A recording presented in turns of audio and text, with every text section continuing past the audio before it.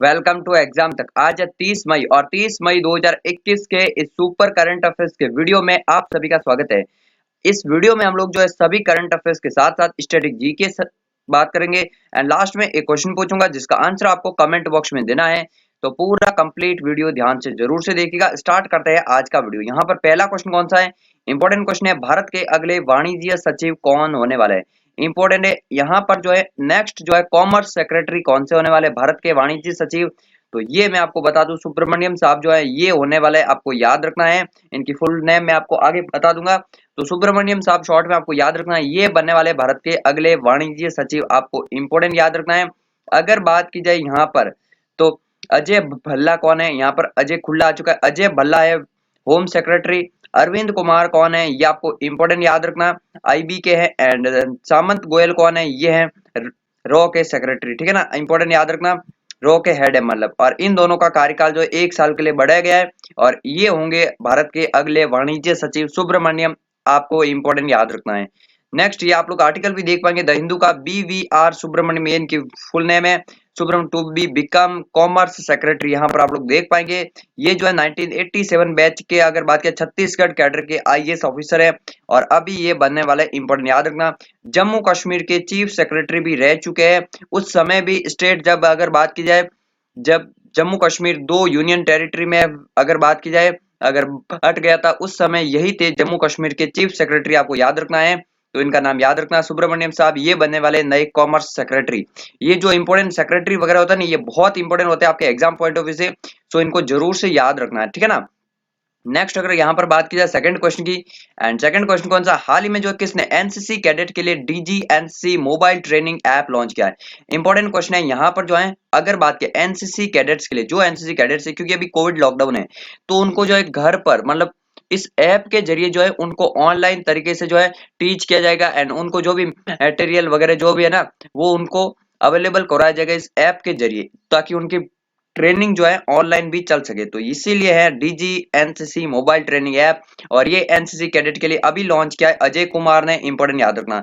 अच्छा, Ajay Kumar present time में कौन है? ये है रक्षा सचिव, ठीक है ना। तो इंपोर्टेंट याद रखना, भारत के रक्षा सचिव कौन है? अजय कुमार है। रक्षा मंत्री कौन है? तो रक्षा मंत्री है राजनाथ सिंह जी, आप सभी को पता है, लेकिन ये है रक्षा सचिव अजय कुमार, इंपोर्टेंट याद रखना है। वैसे इन पे मैंने अलग से भी वीडियो बना रखा है और वर्तमान में कौन क्या किया, नई वीडियो में ला दूंगा जिसमें इन सब के बारे में भी बता दूंगा। निर्मला सीतारमण कौन है? तो ये वित्त मंत्री, इंपोर्टेंट याद रखना। एंड तरुण कुमार कौन है? तो तरुण कुमार अगर बात की एनसीसी के प्रेजेंट टाइम में DG है, यानी कि निदेशक है। अगर बात करें एनसीसी की फुल फॉर्म क्या है? नेशनल कैडेट कोर इसकी फुल फॉर्म है, आपको बहुत ही इंपोर्टेंट याद रखना है। अगर बात करें नई दिल्ली में इसका हेडक्वार्टर है एंड 1948 में इसकी स्थापना हुई थी, इंपोर्टेंट याद रखना, ठीक है ना। तो यही सब आपको एनसीसी के बारे में याद रखना। नेक्स्ट ये आप लोग देख पाएंगे एनसीसी के बारे में, यहाँ पर national cadets Corp is a young wing of the Indian armed forces with its headquarter in new Delhi.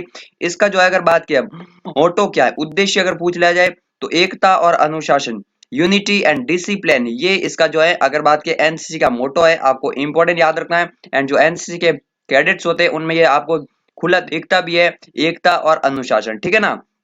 1948 में स्थापना हुई थी, न्यू दिल्ली में हेडक्वार्टर मिलेगा। नेक्स्ट अगर बात की यहाँ पर जो है थर्ड क्वेश्चन की, फ्रेंड्स मैं आपको बता दूं, अगर आप भी आज पहली बार इस चैनल पर वीडियो देखने आए हैं करंट अफेयर्स का, चैनल को सब्सक्राइब कर लो एंड बेल आइकन को दबा दीजिए। डेली करंट अफेयर्स का वीडियो देखिए, आपके जो आने वाले टाइम में जो भी एग्जाम होने वाला है, उन एग्जाम्स के लिए बहुत ही ज्यादा मोस्ट इंपोर्टेंट रहने वाला है। सो इस वीडियो सीरीज को डेली कंटिन्यूस देखिए, आपको स्टैटिक जीके जो है ना, जीके बहुत ज्यादा इंप्रूव हो जाएगा। एंड साथ में आप लोगों के लिए एक सरप्राइज है, वो मैं आपको आगे बताऊंगा। थर्ड क्वेश्चन कौन सा? हाल ही में अंतरराष्ट्रीय एवरेस्ट दिवस कब मनाया जाता है? तो अंतरराष्ट्रीय एवरेस्ट दिवस, इंपोर्टेंट याद रखना, माउंट एवरेस्ट डे जो है ना, international day of mount Everest कह सकते हैं, और ये मनाया जाता है अगर बात किया है 29 मई को, ठीक है ना। अब 29 मई को क्यों मनाते हैं? तो 29 मई 1953 को, ये साल याद रखना, 29 मई 1953 वो साल था जब इंसान पहली बार माउंट एवरेस्ट पर पहुंचा था। दो इंसान थे, कौन थे? एडमंड हिलेरी थे न्यूजीलैंड के, और तेंजिंग शेरपा थे नेपाल के। ये दोनों जो है 29 मई 1953 को जो है माउंट एवरेस्ट पर चढ़ गए थे। माउंट एवरेस्ट की ऊंचाई कितनी है? 8,848 मीटर है, और ये अगर बात की नेपाल एंड चीन के बॉर्डर के पास में है, तो वहां पर ये जो है पहली बार इंसान चढ़ाई की थी 1953 में। उसके बाद तो लगातार यहाँ पर लोग आते जाते ही रहते हैं। तो इसीलिए अंतर्राष्ट्रीय एवरेस्ट दिवस मनाया जाता है। आपको इंपॉर्टेंट याद रखना। अच्छा, ये तो वर्ल्ड की हाईएस्ट पीक हो गई। वर्ल्ड का सबसे गहरा पॉइंट कौन सा है?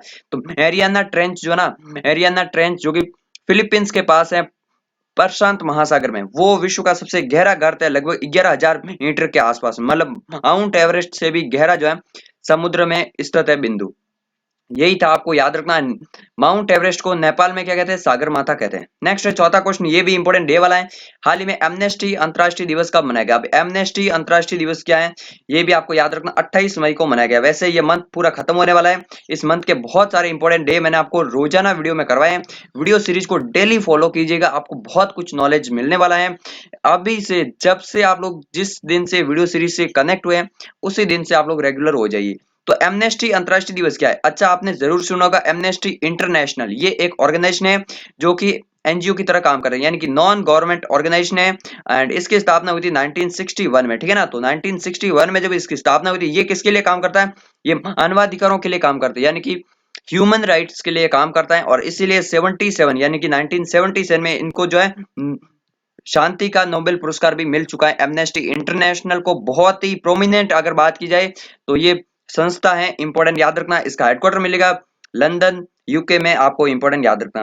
लंदन की बात की जाए तो थेम्स नदी के किनारे स्थित है लंदन सिटी, इंपॉर्टेंट याद रखना। पेरिस की अगर बात किया तो सीन नदी के किनारे, न्यूयॉर्क किस नदी के किनारे? हडसन नदी के किनारे। वॉशिंगटन किस नदी के किनारे? पोटोमेक नदी के किनारे। ये बड़े बड़े शहर आपको किस नदी के किनारे याद रखना है, ठीक है ना। तो 28 मई को याद रखना एमनेस्टी इंटरनेशनल डे।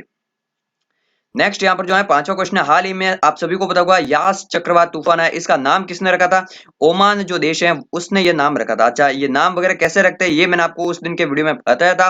एक्चुअल में 13 देशों का समूह है, उसमें से सभी ने 13 नाम दे रखे हैं, अल्फाबेटिक वाइज जो है नाम देते हैं। तो ओमान ने जो है यास चक्रवात तूफान का नाम दिया था। इससे पहले जो है ताउते तूफान आया था, उसका नाम म्यांमार ने रखा था, वो भी याद रखना। ताउते और यास दोनों आए हैं एक ही सप्ताह में। और यास चक्रवात तूफान के बाद जो है जितनी भी मतलब हानि हुई है उसके लिए 1,000 करोड़ रुपए का पैकेज का अनाउंस किया है केंद्र सरकार ने, इंपॉर्टेंट याद रखना।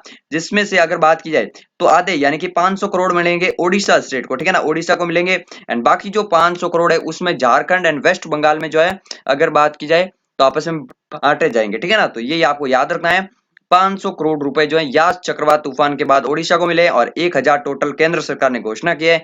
इंपॉर्टेंट याद रखना। ओमान का नाम भी याद रखना क्योंकि ये सब क्वेश्चन बनते हैं चक्रवाती तूफानों से संबंधित।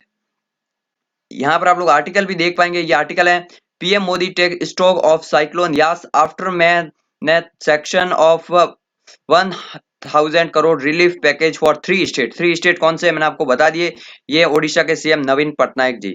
अगर बात किया नेक्स्ट छठा क्वेश्चन की, यहाँ पर जो छठा क्वेश्चन कौन सा है, हाल ही में जो किस सैन्य संगठन ने यूरोप में स्ट्रीट फीस्ट, अगर बात करें स्ट्रीट फास्ट डिफेंडर 21 नाम से युद्धाभ्यास शुरू किया? तो आपको याद रखना स्ट्रीट फास्ट डिफेंडर 21, ये युद्धाभ्यास अभी नाटो देश के सभी 30 देशों के बीच में आयोजित किया जाएगा। नाटो में जो है अधिकतर यूरोपियन कंट्री है, साथ में कनाडा, यूएसए, ये सब देश भी शामिल है। और ये नाटो जो है एक सैन्य संगठन है, ठीक है ना। यानी कि अगर इन 30 देशों में से किसी एक देश पर अगर कोई देश हमला करता है तो वो 30 देश उस देश की रक्षा करने के लिए आगे आएंगे। यही है नाटो, इसकी फुल फॉर्म याद रखना, North Atlantic Treaty Organization, important है।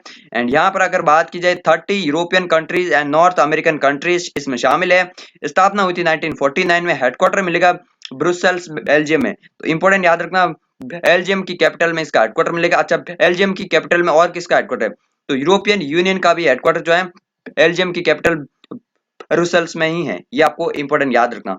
ये एक और ऑर्गेनाइजेशन है यहाँ पर आफ्टा। आफ्टा की फुल फॉर्म क्या है? North America free trade agreement. इसमें 3 देश है, कनाडा, यूएसए एंड मैक्सिको, जो उत्तरी अमेरिका 3 देश है उनमें। एंड सार्क तो आपको याद होगा इंडिया के अड़ोसी पड़ोसी 8 देश है। एंड आइप्सा भी इसमें India, Brazil and south Africa, ये 3 देशों का समूह है। ये चारों ही समूह मैंने इसीलिए ऑप्शन में डाले ताकि चारों समूह के बारे में आपको बता सकूं। अगर बात करें इंडियन एक्सप्रेस, यहाँ पर आर्टिकल है, यहाँ पर आप लोग देख पाएंगे as Russia tensions simmers NATO conduct massive war games, यहाँ पर आप लोग देख पाएंगे स्ट्रीट फास्ट डिफेंडर 21। काला सागर जो है ना, कल मैंने आपको मैप में पूरा क्लियर बताया था, वहां पर ये युद्धाभ्यास आयोजित हो रहा है यूरोप वाले इलाके में। आगे बढ़ने से पहले फ्रेंड्स मैं आपको बता दूं, हमारी जो एग्जाम तक की वेबसाइट है वहां पर काफी सारे लगातार जो है नए नए फीचर्स अपडेट हो रहे हैं।